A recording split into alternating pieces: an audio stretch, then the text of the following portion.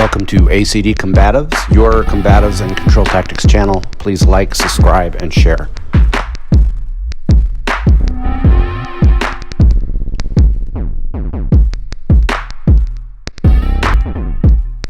Hey guys, it's Kurt.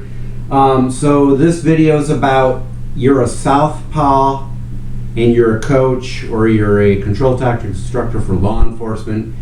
And let's face it, most of the people you're going to be teaching are Orthodox fighters, meaning they're right-handed and their power hand is to the rear, it's right-handed.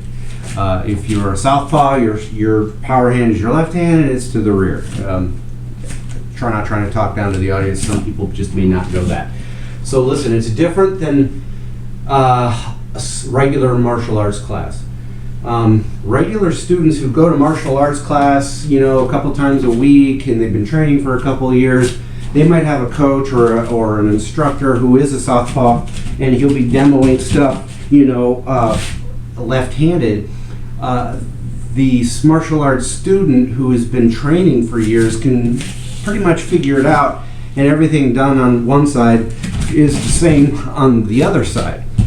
But law enforcement students, it's different because the majority of the cops that I've trained over the years don't train martial arts. That's on them. They need to get out there and train jiu-jitsu, MMA, Muay Thai, boxing, judo. These are all great systems. Actually, it doesn't really matter what you train as long as you're training. But as a coach, and I'm a lefty, you see me in my videos most of the time. You see me fighting on an Orthodox stance, and I've gotten so used to that over the years because I teach law enforcement. Also, to my advantage, I started out in a system of martial arts, Chuan Fa, Tum Pai, Centerline, Kaji Kembo, and I learned early on to fight. You see a lot of Jeet Kune Do and Wing Chun guys do this too. They fight with their strong side forward. That's very comfortable for me, so I'm pretty good at switching stance and feel pretty comfortable on both sides. I recommend that if you're training just to train for self-defense, that if you're a lefty, start out Southpaw all the time. That's your power side. There's professional fighters that have fought with their strong side forward. These are few and far between. I recommend that you just keep it real, keep your power side to the rear. I do a lot of stuff from an Orthodox stance because I train Orthodox people most of the time, and these aren't regular martial artists that are used to seeing stuff and crossing it over in their mind. A lot of cops, again, don't train, unfortunately, and so that's what I recommend. If you are a law enforcement control tactics instructor and you're left-handed, this is part of the new segment that I have on my channel for Southpaw tips. You should get very comfortable fighting in an Orthodox stance, and you never know when it's going to come in handy anyway. Like, I could be fighting my Southpaw.